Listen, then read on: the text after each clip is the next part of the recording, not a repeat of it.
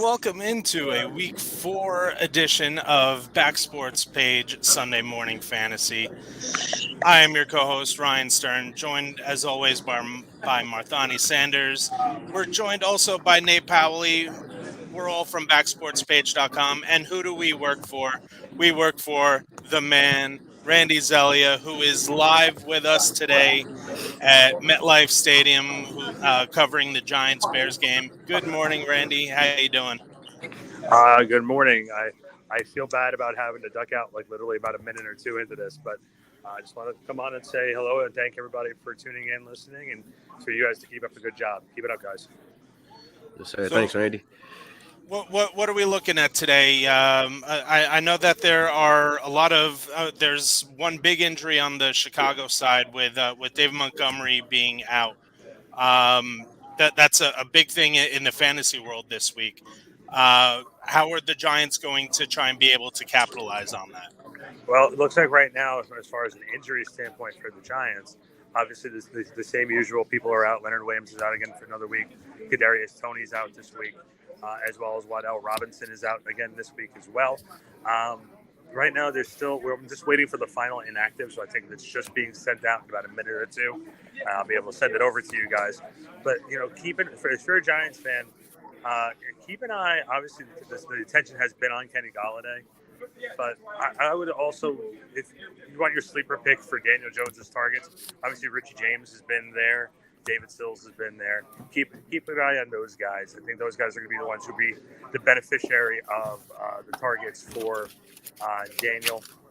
Obviously, the big target is Saquon Barkley, and he's going to be out there full health and he's going to get obviously majority of the touches and a lot of slant out routes.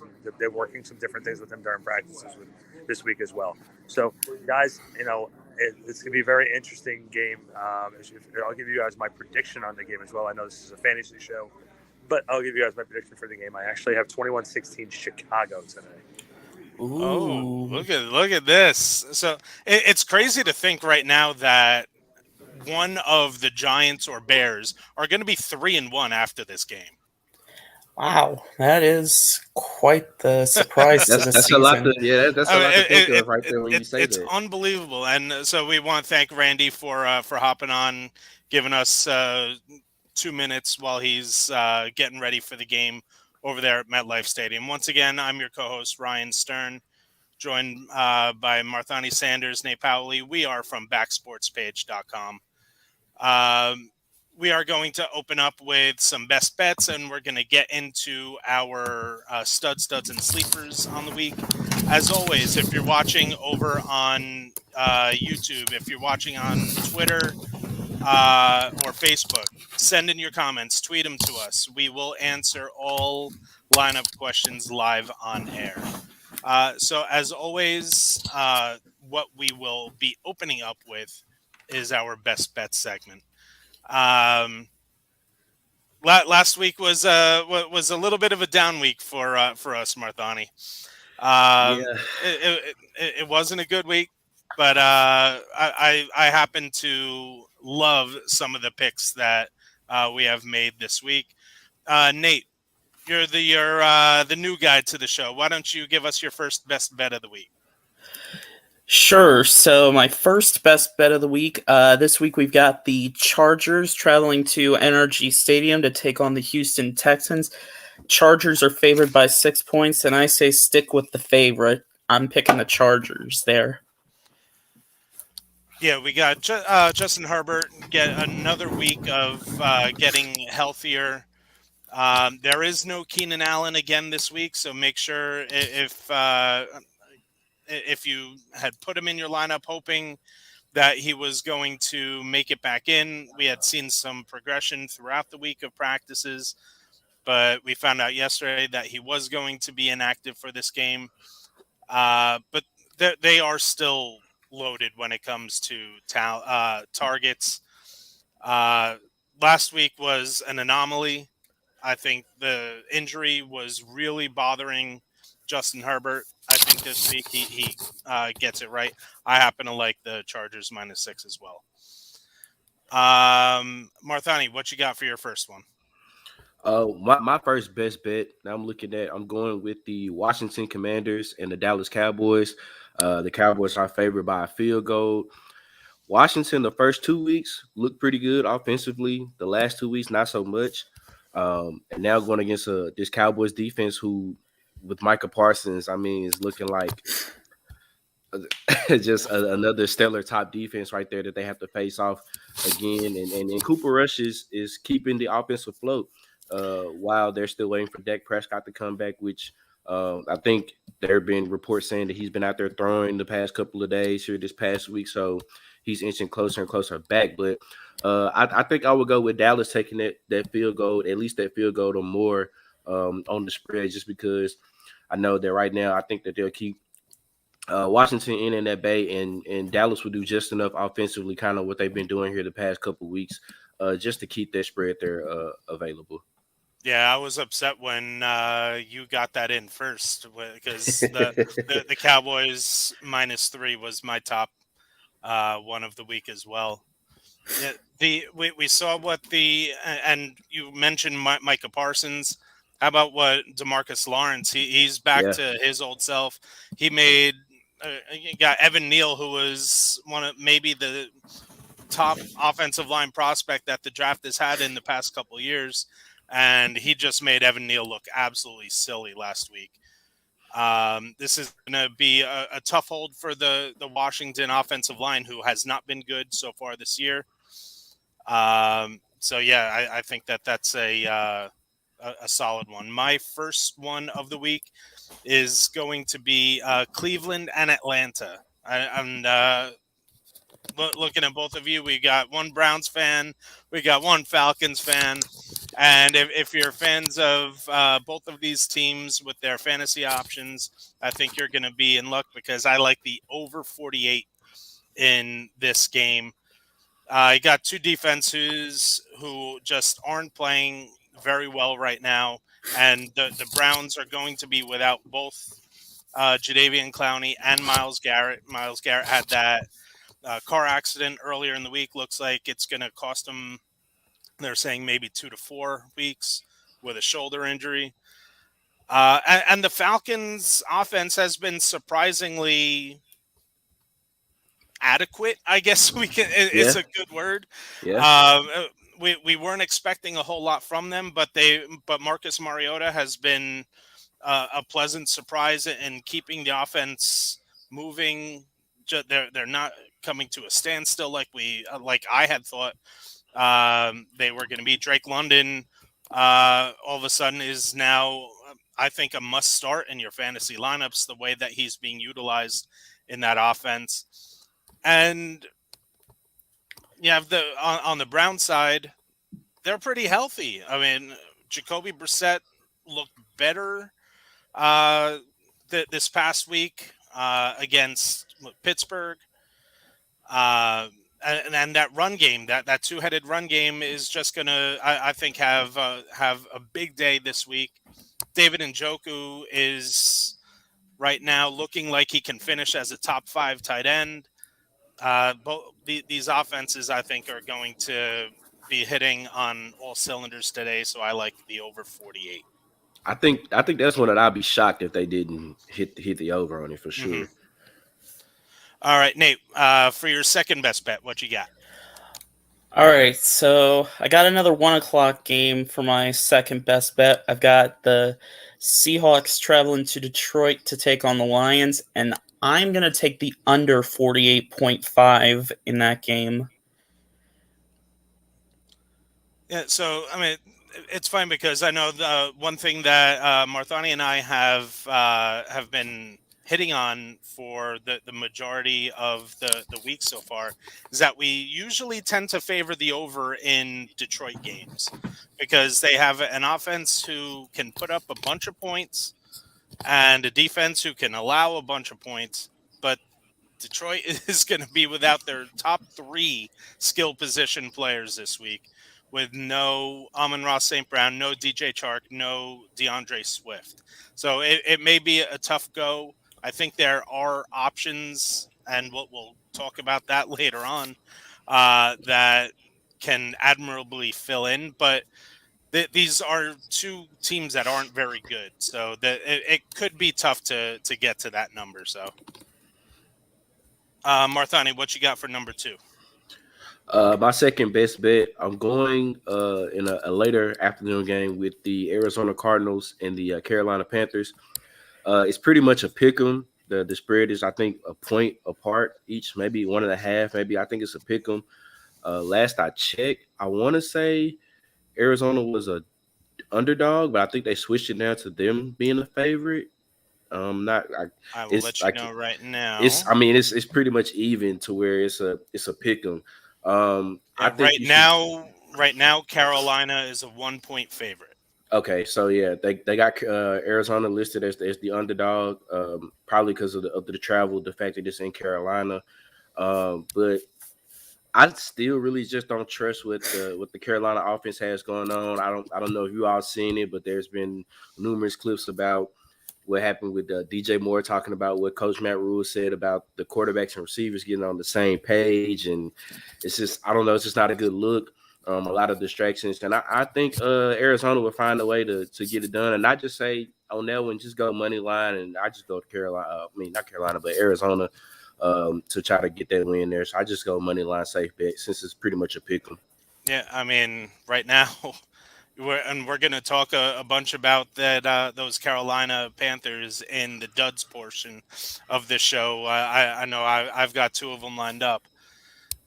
Finally, to wrap up the best bets, I'm going to go out west for the Denver Broncos, Las Vegas Raiders, and somehow, I mean, I know we haven't seen the Denver Broncos hitting on all cylinders, but can anyone tell me how the Las Vegas Raiders are favored by 2.5 over the Broncos right now? I mean, it's... I know that you tend to see there's the 3-point swing where you tend to get the 3 points in your favor if you're at home. So I guess that means they think that this is a pick 'em if it were at a neutral site. I don't know, that the Broncos defense has just been playing absolutely phenomenally. We haven't seen the best of the Denver Broncos offense yet, and they're going against one of the poorest defenses in the league.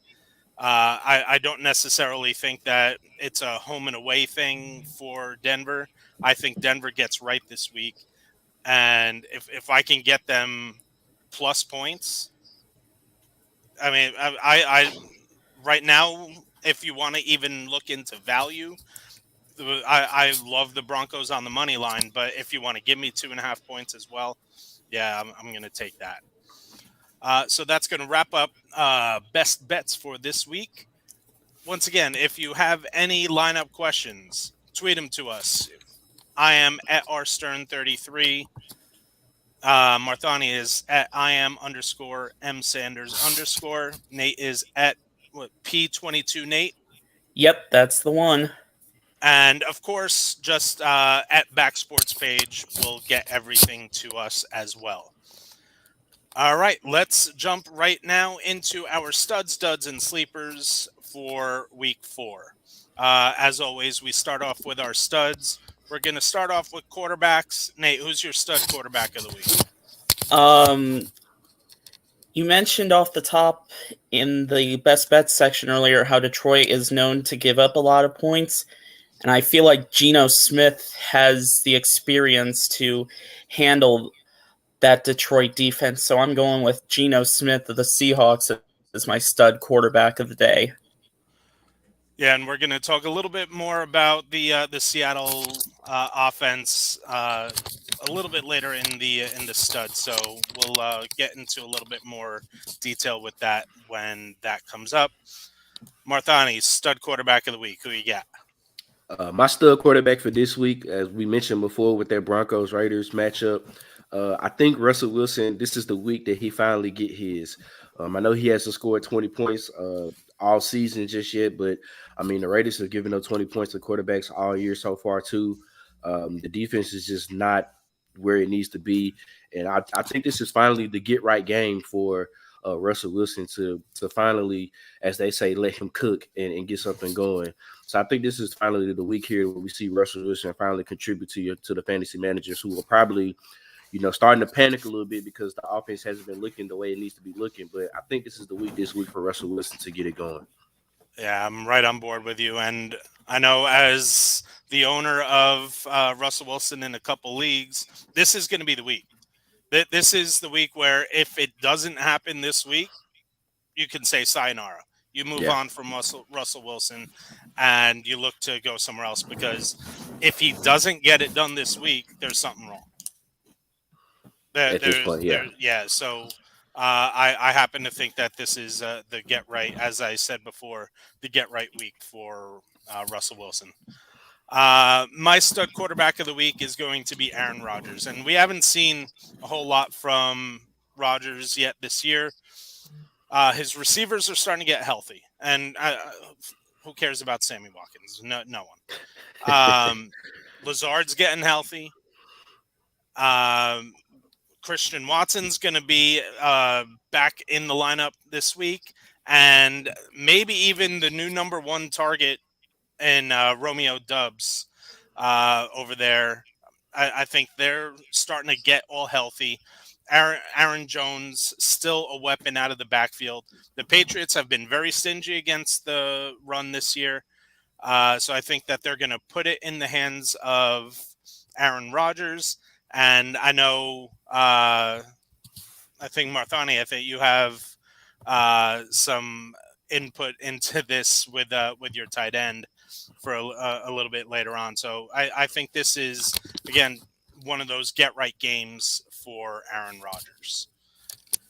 All right, now we move on to running backs. Nate, who you got as your stud running back of the week? Now, this one may surprise you a little bit, but I'm going with A.J. Dillon for the Packers because he and Aaron Jones have kind of been a two-headed monster, if you will, in that Green Bay backfield to go with Aaron Rodgers. And I kind of like Dillon's style as a hybrid running and receiving back. And I feel like he's definitely capable of putting up big points in a hurry for anyone who may have him in fantasy. And we've seen A.J. Dillon has been the guy with the most carries. I think, except for, week 2, I think it was Jones. But weeks 1, week 3, Aaron Jones did see his carries falter a little bit in favor of A.J. Dillon. So, I mean, if you think that Aaron Rodgers can get right, that means that there's going to be opportunities to score. And I think right now, A.J. Dillon is going to be the guy who's going to get goal line carries. So there definitely is a chance for A.J. Dillon this week. Who you got as your stud running back, Marthani? My stud running back this week, I'm going with the Houston Texans running back, Damien Pierce. Going against the Chargers defense, who for some reason they just can't stop the run. I mean, James Robinson had a big week against them last week. A lot of running backs have been able to feast. There's no Joey Bosa now on that defensive line right now for the next few weeks, and then the Chargers defense just been struggling to stop the run. So. And the volume of touches that Pierce gets out of the backfield, like he got last week, I think he'll get it again this week, especially against just this week Chargers defensive line right now. Yeah, Damien Pierce, we've seen the percentage of utilization in the offense just increase every single week. It's what a lot of us thought he was going to get starting week 1. It just took a couple weeks to get there, but I think we've settled in that Damien Pierce finally is the RB1 there in Houston. I am going to go back to the Seattle-Detroit game. And this is a guy who, even though he has been the number 2 running back for his team on the course of the year, he still has been the one seeing the goal line touches. And now DeAndre Swift is not around this week Jamal Williams has been very effective in the touches that he has received.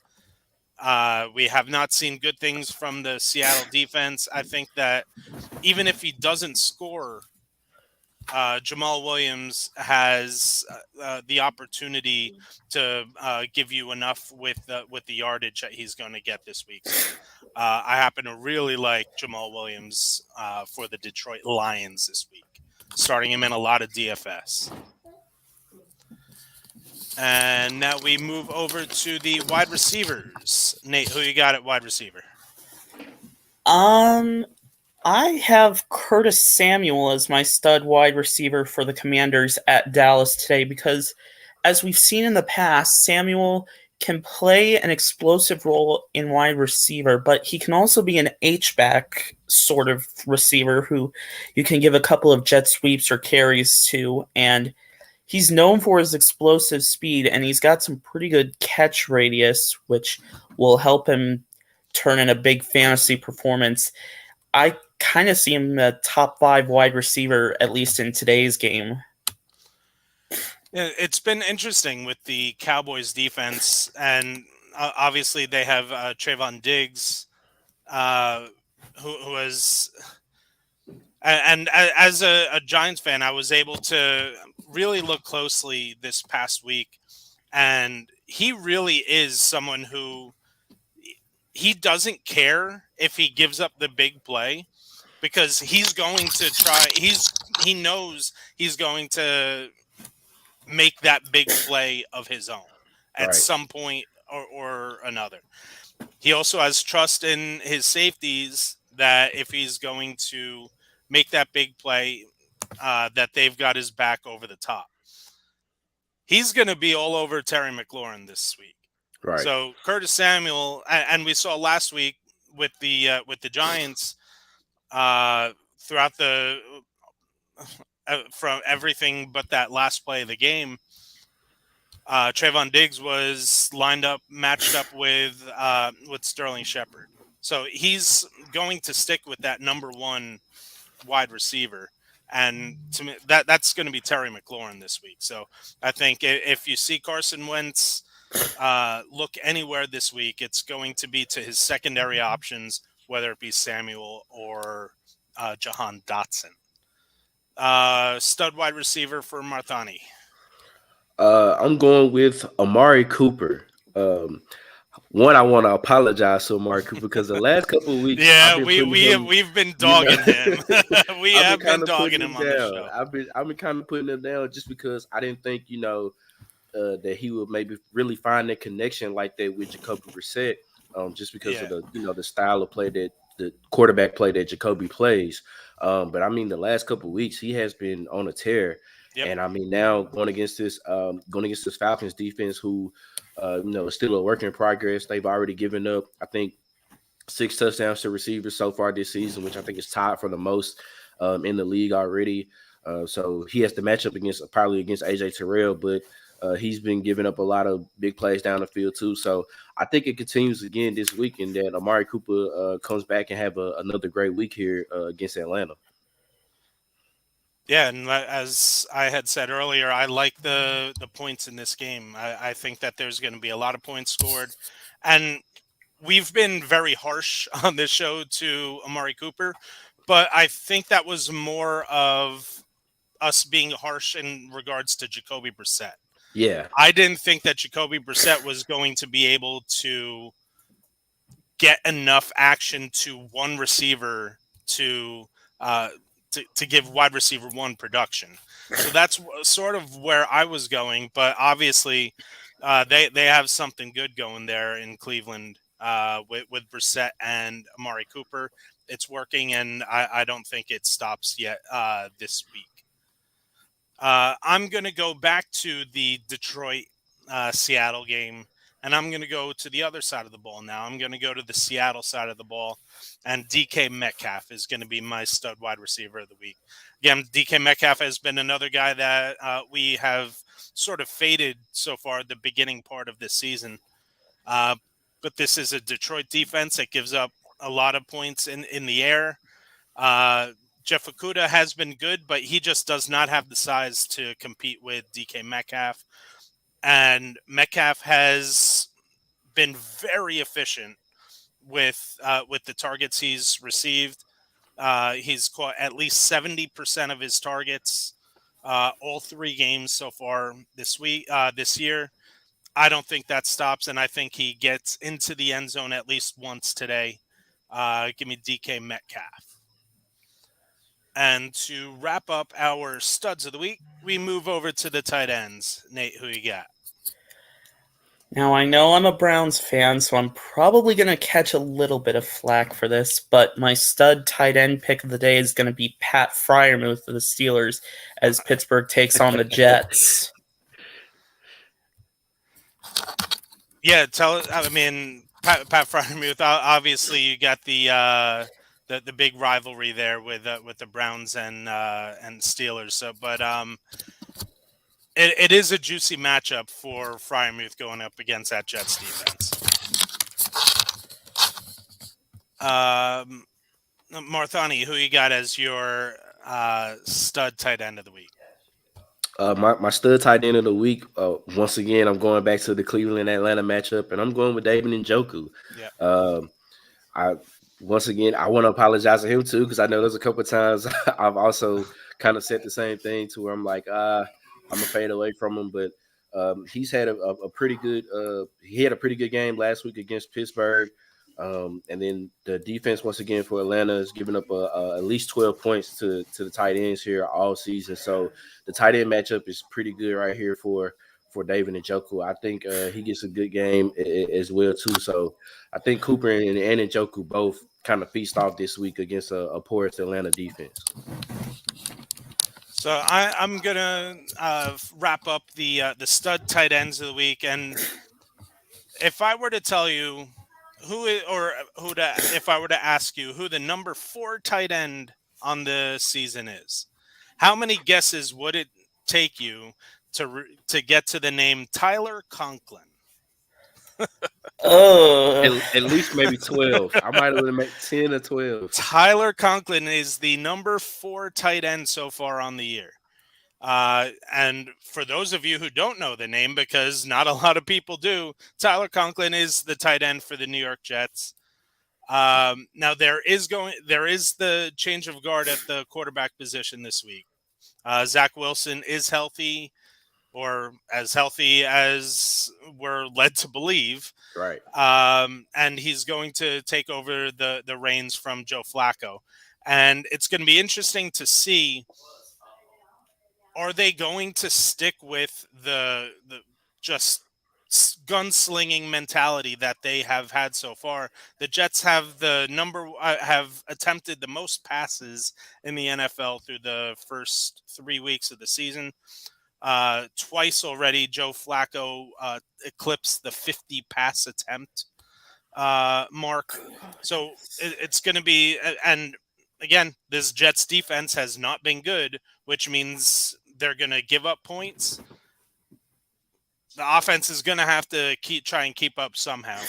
The Steelers defense is different without TJ Watt.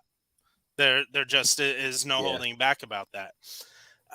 And Tyler Conklin, I think in this first game for Zach Wilson, is going to be that security blanket. In a PPR, I think he's going to be very efficient this week. I'm going back to the well for Tyler Conklin.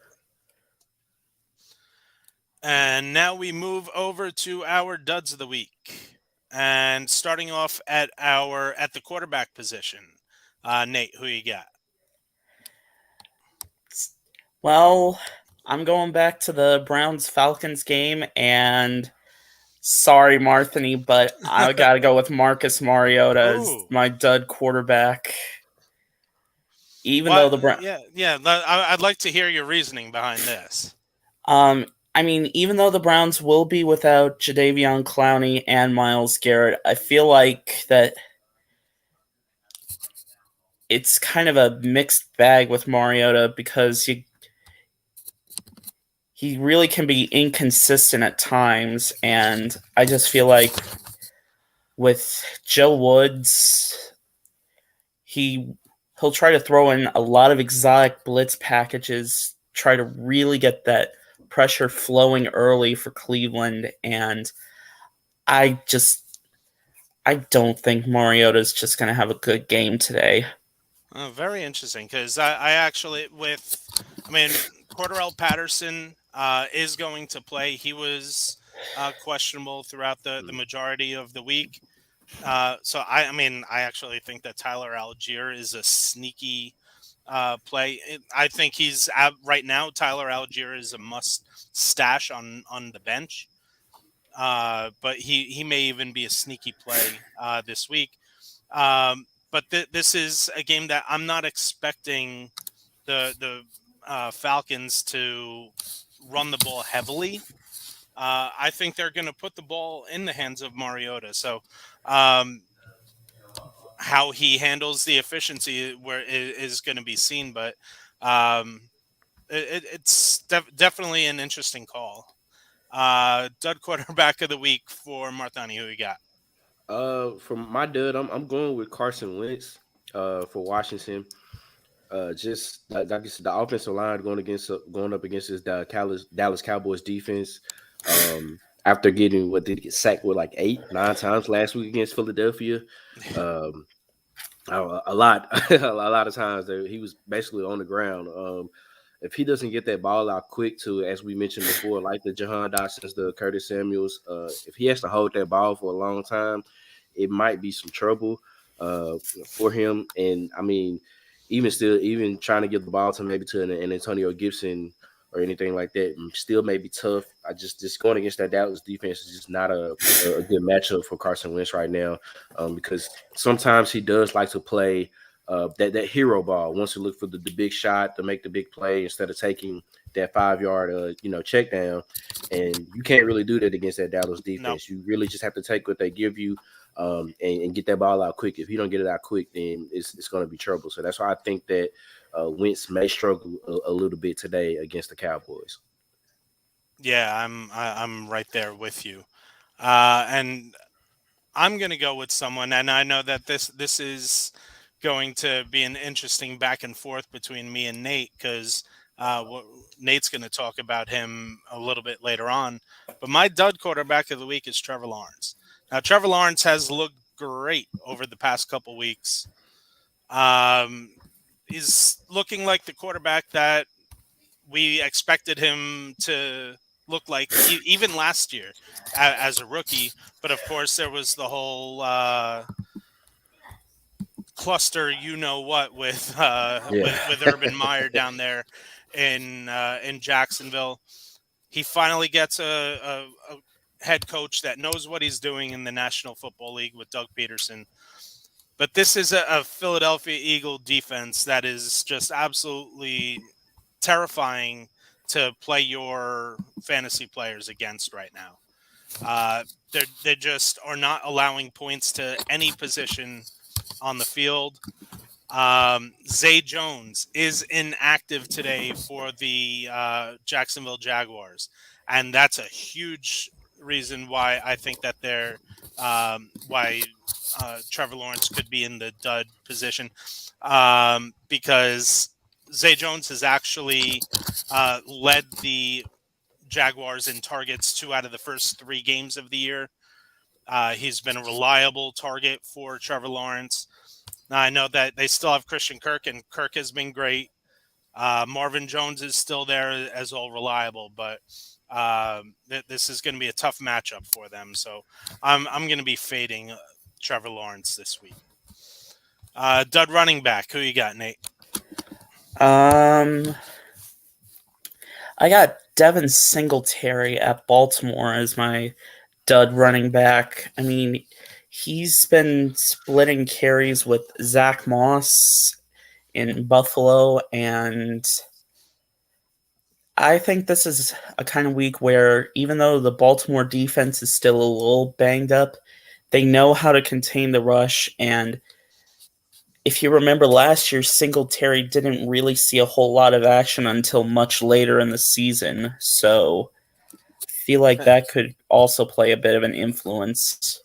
It's an interesting call, especially last week. What did Singletary have 11 catches last week? So in a PPR, I think Singletary is definitely usable. I don't know how many people are relying on him to be a top 20 running back because of where he was drafted. But there are definitely worries because there are three guys who are receiving targets and touches out of that backfield. Marthani, who you got? My dud running back for this week is going to be Cam Akers on Monday night against the San Francisco 49ers. The 49ers is a tough defense to run on. And the fact that he's still right now kind of splitting those touches with Darrell Henderson, even though Akers did get quite a bit more touches last week than he did maybe the last couple of weeks beforehand. But I just think that matchup against that 49ers defense is going to be tough. And on top of that, just for some reason, the Rams seem like they don't know how to play football when they go to San Francisco. So I can't remember the last time that they've won in San Francisco against the 49ers. So I just think it's outside of Cooper Kupp, I probably wouldn't touch anybody else from the Rams like they were at least high confidence in to play. Yeah. Anybody else from the Rams, I'm definitely probably fading this week against San Francisco. I think Skoranek is an interesting deep play in a tournament on in DFS, but in terms of season long, I just don't see a whole lot of confidence you can have in any of the skill position players for the Rams right now. So I actually have two, and one of them is strictly for DFS, and one of them is my my season long. So my DFS dud of the week is going to be Christian McCaffrey, and this is now 2 weeks in a row where he's been banged up, questionable the entire week. I know last week he was able to still put up a bunch of yards, but all the talk was that this week's injury was a little bit worse than last week's. This week is the quad. And my big worry is Baker Mayfield just does not look to him in the passing game. And I don't know why. Christian McCaffrey is the most electric pass catching running back in the NFL. And over the past 2 weeks, he has, I think, a total of 3 catches. That's just one of the reasons that you draft Christian McCaffrey as high as you do is because he can put up top 5 running back numbers without even scoring a touchdown. But he needs to be utilized in the passing game, and he just hasn't been yet this year. So I'm staying away from McCaffrey in DFS. Obviously, if he plays and you have him in your season long, you just there isn't enough options that are going to be better than him, or especially because they're. If you're looking at your running back 3, 4, and 5, it's just not going to be somebody that you. If you go and you lose because you played Cam Akers over Christian McCaffrey, and McCaffrey puts up 10 more points than Akers, you're going to be kicking yourself. So right, that's more of a DFS play. But my regular dud of the week is going to be Antonio Gibson. Week 1, Antonio Gibson snap percentage 64%. Week 2, Antonio Gibson snap percentage 54%. Week 3, Antonio Gibson snap percentage 44%. Gone down 10% every week so far. This game, and we're going to talk a little bit more about it in the sleepers for why I think Gibson is a dud this week, but this game just does not have the game script that I believe suits the necessity for Antonio Gibson. So I'm going to be fading Gibson this week. So now we go to our dud wide receivers. Nate, who you got? I'm going back to the Broncos-Raiders game, and I have Jerry Judy as my faded wide receiver. He's not been exactly the guy that we expected him to when he first came out of college, and he hasn't seemed to really fit in with the flow of Russell Wilson's offense in Denver, and I feel like that trend is going to continue today. Yeah, Judy was who I was going to use as well. So I think obviously the number one in that offense is Cortland Sutton. I think this week is also a sneaky week for someone like KJ Hamler. But Javonte Williams, Melvin Gordon have been effective out of the backfield. So, yeah, Judy just has the route running is what has really worried me because he looked like a great route runner at Alabama, and it just has not seemed to translate as well to the NFL. Marthani, who you got? My dud for this week, right now, it's looking like season long too. Allen Robinson. Once again, just I hate that I'm like picking on the Rams like this, but it's just the fact that, going against that 49ers defense, I think the second fewest points given up to the wide receiver position so far in fantasy. So it's not going to be too many times where unless you have like your true bona fide number one, all those other guys may not get off like they want to as well. The connection with him and Matt Stafford just hasn't clicked yet.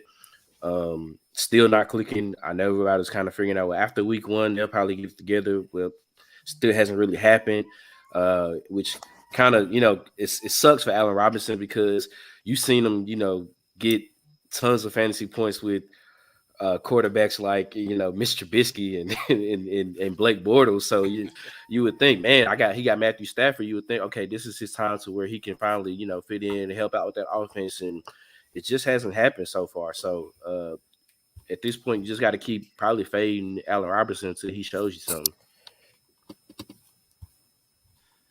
Yeah, I mean, Allen Robinson is someone that I have maybe one or two shares of, and that's because he just happened to fall. But he was going much higher than I was willing to take him in drafts, especially coming off the last two seasons where he had an injury-plagued season. He had a season that he just could not do anything.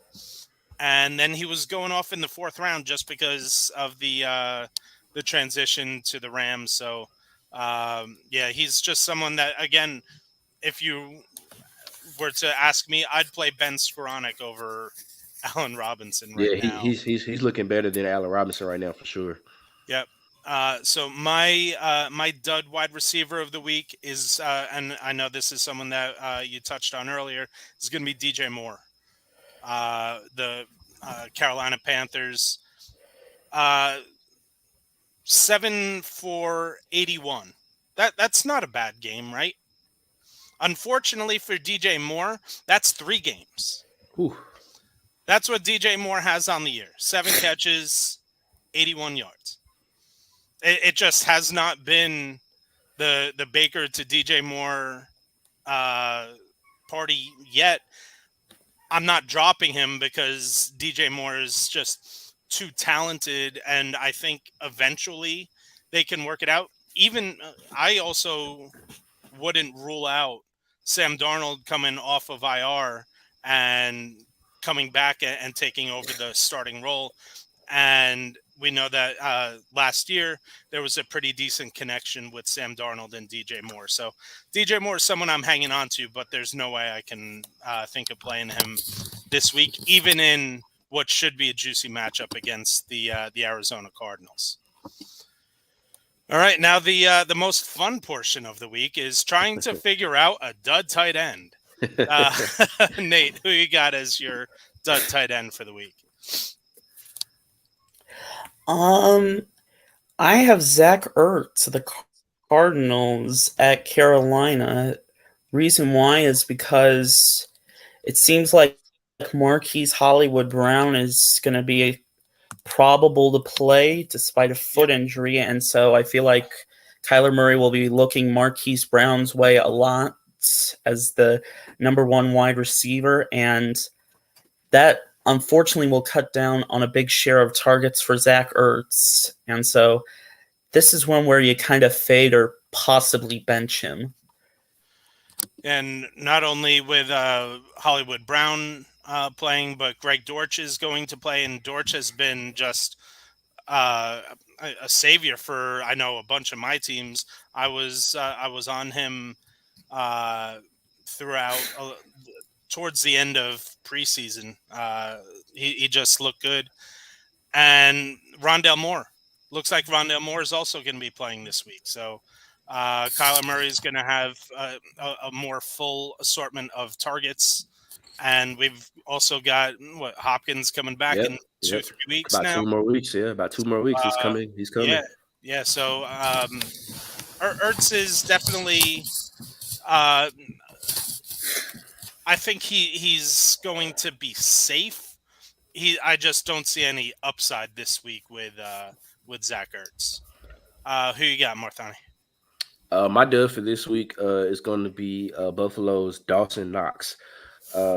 Honestly, I just think he's just getting the short end of the stick with the targets that's going there in Buffalo. Like we already mentioned, there's Devin Singletary, Zach Moss. Obviously, Stephon Diggs is going to get his. Gabe Davis.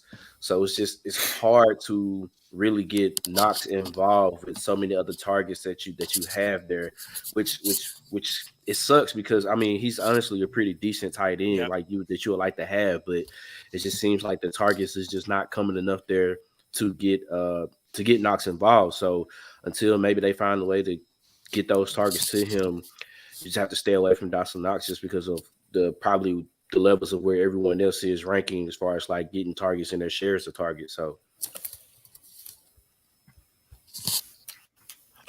we missed.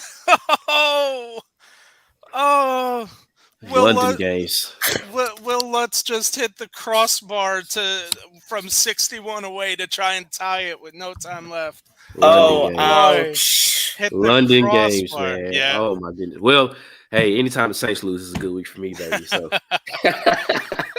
I tell you, you got 53 points scored in a London game, which doesn't happen too often. They tend to be on the lower end of the game, and that's also something that we didn't get into. Alvin Kamara was a surprise inactive today, and I mean, luckily, I have kids who and a dog who you may have heard who do not let me sleep. So I was up early enough to get Alvin Kamara out of my lineups that I have him.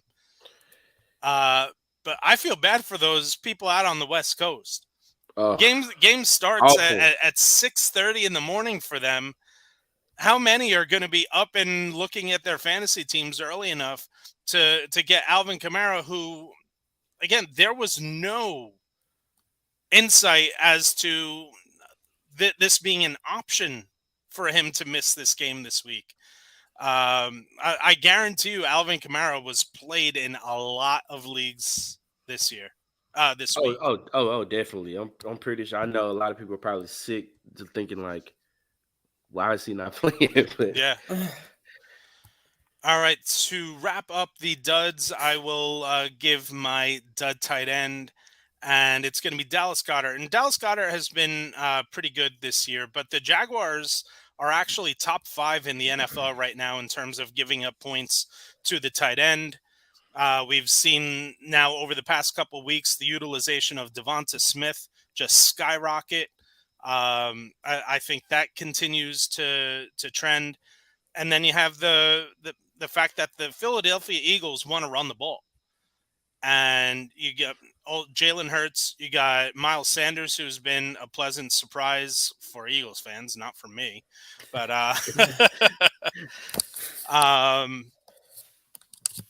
especially as someone, I actually took Kenneth Gainwell in a couple leagues as a stash and hope, because I thought that Miles Sanders was going to be one of those guys that quickly faded away, and it would turn into Kenneth Gainwell's team. But Sanders has looked pretty competent so far this year. And again, they want to run the ball, and they have two players between their quarterback and their running back who can do it. Dallas Goedert is an above-average blocking tight end for someone who is also utilized as a pass catcher. And the Jaguars have been able to get after the quarterback, so they may need to utilize Dallas Goedert more in the blocking game this week. So I'm going to be fading Dallas Goedert. All right, now on to my favorite portion of the show, and that's the sleepers, where we dig deep. And here's where Nate gets to tell me I'm wrong. And who you got as your sleeper quarterback this week, Nate? Trevor Lawrence was my pick because he's kind of come on as of late. As you mentioned, a nice couple of past games against Indianapolis and against the LA Chargers last week. And this week he's going up against a Philadelphia defense that I don't really see a whole lot of big-time talent on, except for Darius Slay in the secondary and maybe even Javon Hargrave on the defensive line. But I don't see a whole lot of talent for Philadelphia's defense to match up against Lawrence. And so I feel like this could be a big game for him, especially when he has guys like James Robinson, Travis Etienne, who I'll mention a little bit later, and Christian Kirk and Marvin Jones to surround him as well. Yeah, man, again, Trevor Lawrence has looked great over the first couple games of the year. And again, this is where this is one of the reasons why fantasy is just so captivating, because you can have one person who thinks Trevor Lawrence is going to be dog shite this week. And then you have someone who thinks that he's got going to be an interesting play. So, again, utilize what your heart. This is why, again, decisions don't have to be made by other people. We're just here to help you out. Yeah, I think it's like a show me game here for Trevor Lawrence. Oh, absolutely. This is a pretty good, solid defense that he's going to face up against. No disrespect to the previous defenses that he played, but I think this is a show me game. Like, if he has a pretty good game where he's not terrible, I think at that point you might have to start looking at him as maybe being that QB1 for you or something like that. So it's a show me game. No, absolutely. Who you got as your sleeper quarterback, Martani? Well, it's just like you mentioned. I mean, sometimes you just have to go with your heart. Nate, you think he's going to be a dub, but I think he's a sleeper this week, and that's Marcus Mariota. Oh, I mean, the fact that the defense for Cleveland is banged up. There's going to be no Clowney or Myles Garrett, which for Jake Matthews and Mitch McGarry and all those guys, that's a plus. Even though the offensive line has looked pretty decent so far this season for Atlanta, Marcus Mariota. I mean, you're not looking for him to maybe get you, obviously, 25, 26 points, because that's not really who he is. But he has, kept the offense steady. I mean, one of the only two teams who have scored at least 26 points in all three games so far.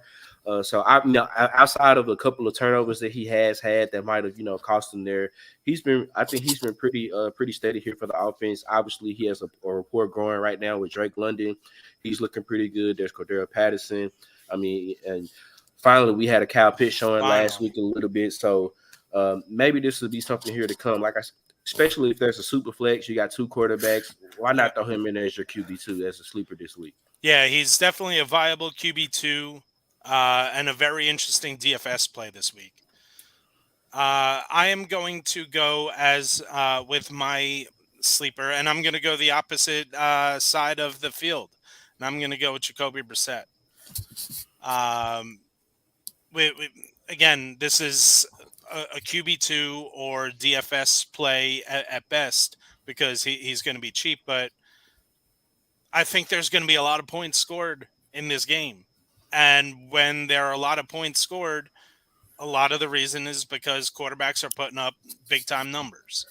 I'm expecting 250. If you can give me 250 and 2 from someone like a Jacoby Brissette, You'll take it. which I think is very obtainable against the Falcons, especially the way that Njoku and Amari Cooper have looked so far this year. 250 and 2 is going to give you enough of a play, especially on DFS, because you're just saving so much money by playing someone like a Jacoby Brissette. And I really do think he's got a pretty safe floor this week. All right, sleeper running backs. Nate, who you got? I am going with Travis Etienne for my sleeper running back because we know how James Robinson has kind of been dealing with health issues, especially after that Achilles injury he had last year, and he's kind of rehabbing his way back from that. So I kind of see Etienne as a developing star in its own right, and I feel like he could be versatile as a number 2 running back to Jacksonville. And again, this is a game where I can easily see Jacksonville being behind. And if you're in a PPR, Travis Etienne may be able to give you,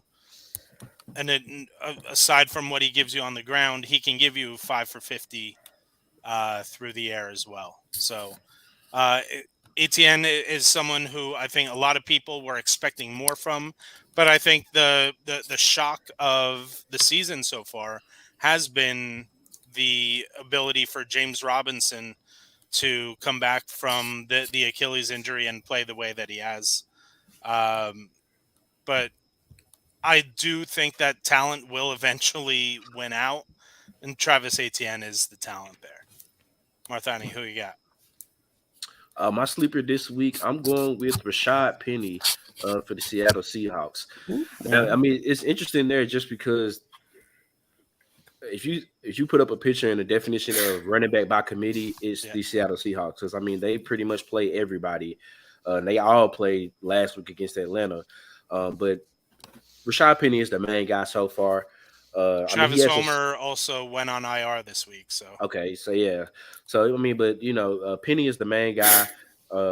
I do think it's going to be more so that Seattle gets it done more so in the air than on the ground. But I can see him maybe getting those touches. If you get, if he gets 13, 14 carries for about 65 yards, you'll take that. If he gets a few catches out of the backfield, you'll take that. Hopefully, you'll see if maybe he'll score, even get in the end zone because, just how bad the Detroit defense is. It's possible for him to get into the end zone and finally get his first touchdown of the season. Yeah, and especially, like I said, without Travis Homer, who has been sort of the de facto pass-catching running back for that team this year. Those targets are now going to be available, and I think Penny is the one who has the best skill set to take over for that right now. My sleeper running back for the week is going to be J.D. Mckissick for the Washington Commanders. Again, this is harping on the fact that I went with Antonio Gibson as my dud of the week, because we've seen the snap percentage just go down, like I said, by 10% every week so far for Antonio Gibson. The game script, to me, screams the fact that they're going to be playing from behind. And when they play from behind, it's J.D. Mckissick that's going to be in the backfield. I see a minimum of 6 catches for J.D. Mckissick this week. We've seen J.D. Mckissick go off for double-digit catches in a Washington uniform. So I think that this is definitely a play that, again, a DFS play, definitely. But in a PPR, deep PPR league, J.D. Mckissick is a viable play. Over to the wide receivers. Nate, who you got? Well, I am going back to the old Las Vegas versus Denver game, and I'm going with Mac Hollins for the Raiders. He had a big game last week, and I also saw that Hunter Renfrow is going to be out today for the Raiders, so he'll step right into that number 2 wide receiver position with Derek Carr and Devontae Adams, and I could see him possibly going off for another big game. Yeah, Patrick Surtain's going to be lined up against Devonta Adams all game. Mac Hollins had that opportunity last week with Hunter Renfrow out with the concussion, and he made the most out of it.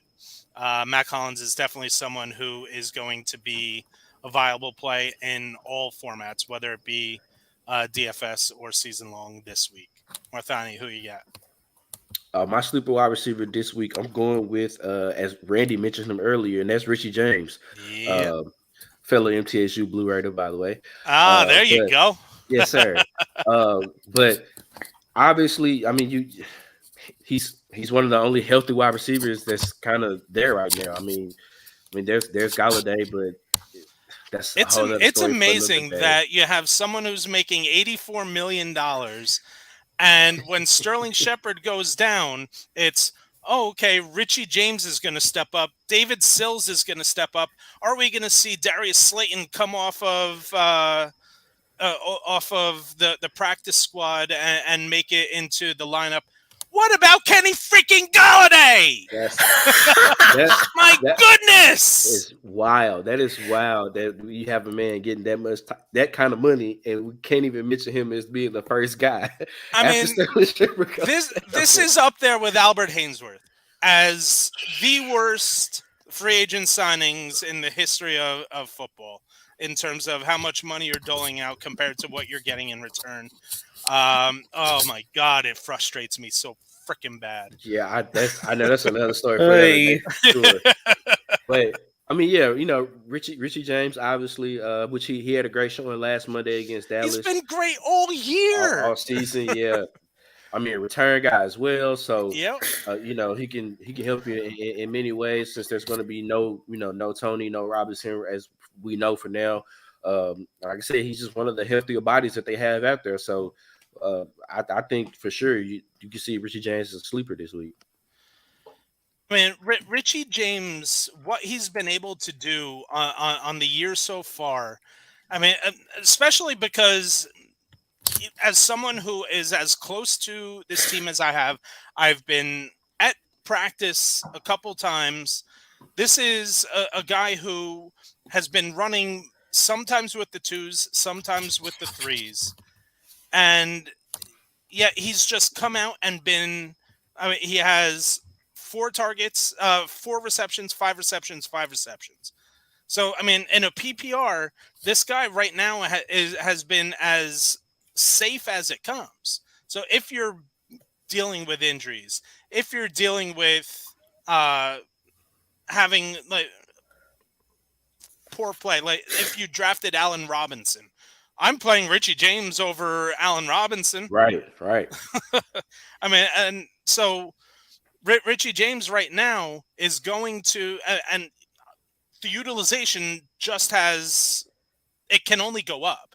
It's going to at least stay at that 5 reception area without Sterling Shepard now, and who knows what else is going to happen. Richie James, I can easily see a 7 for 75 line this week.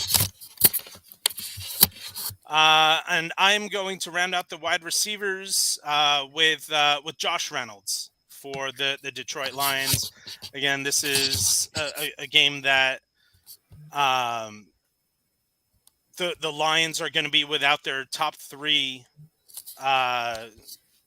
skill position weapons. He's going to be a Mr. Necessity. And I'm coming now to think about it. I could have easily put TJ Hawkinson as my stud tight end of the week because Hawkinson, the utilization in this offense against a bad defense is going to go skyrocketing.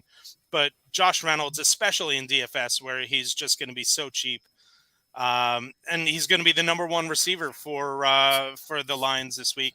And Jared Goff has sneakily been very efficient throughout the first 3 games of the season. So a lot of it is because the Lions have I think they have like the number 2 or number 3 ranked offensive line from PFF. So what it goes to show you what a good offensive line can do for somebody.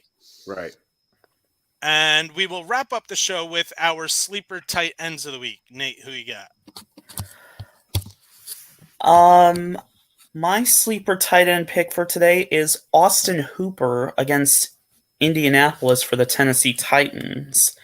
And the reason why I say that is because Indy has given up the 3rd most fantasy points to tight ends so far through the first 3 weeks of the season.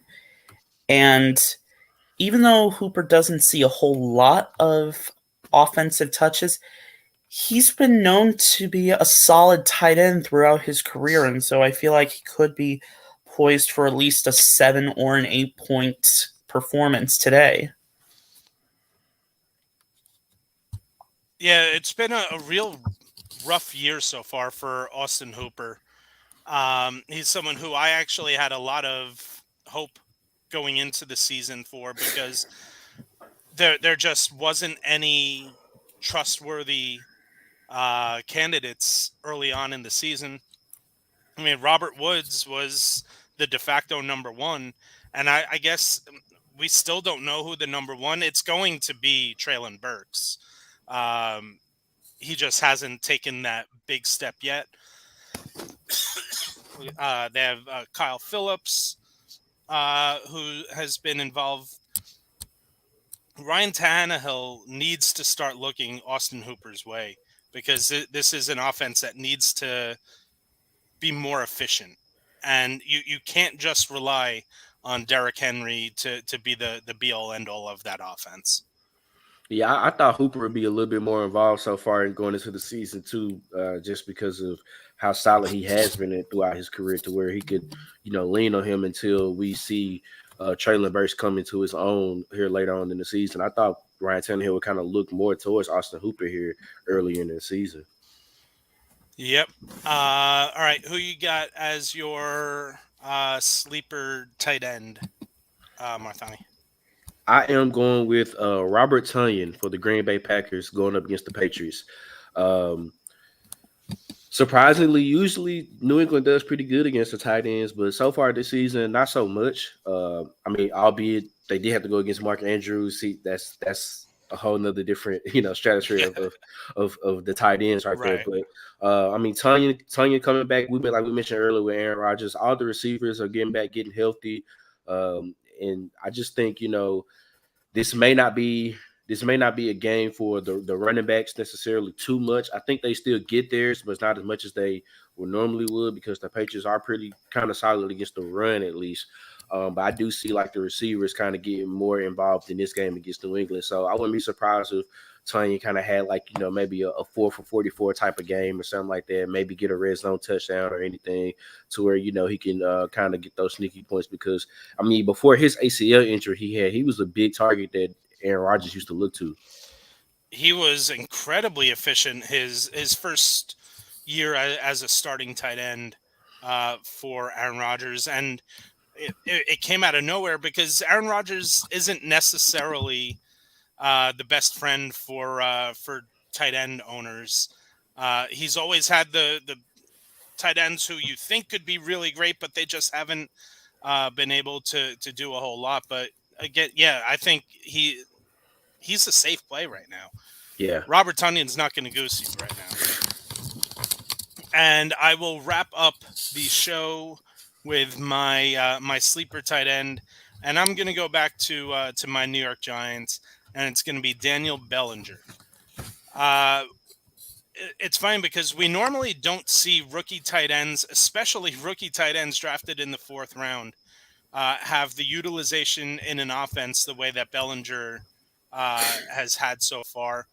But I noticed in training camp and during those practices, Bellinger was running with the ones very early on.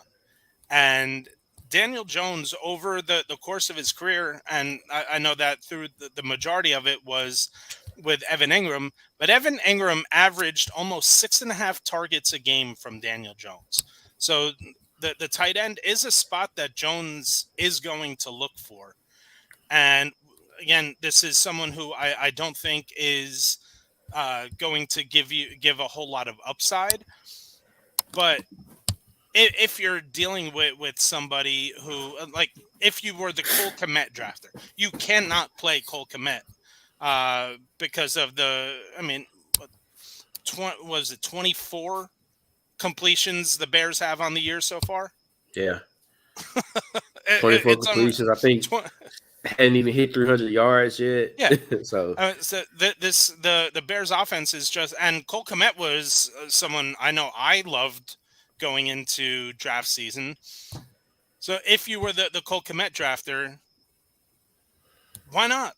Daniel Bellinger is definitely somebody who right now, and again, with the Sterling Shepard injury, with the fact that Kenny Golladay can't see the field, even with 3 guys making minimum wage playing alongside of him, Daniel Bellinger is going to be one of those guys who's going to give you a safe floor.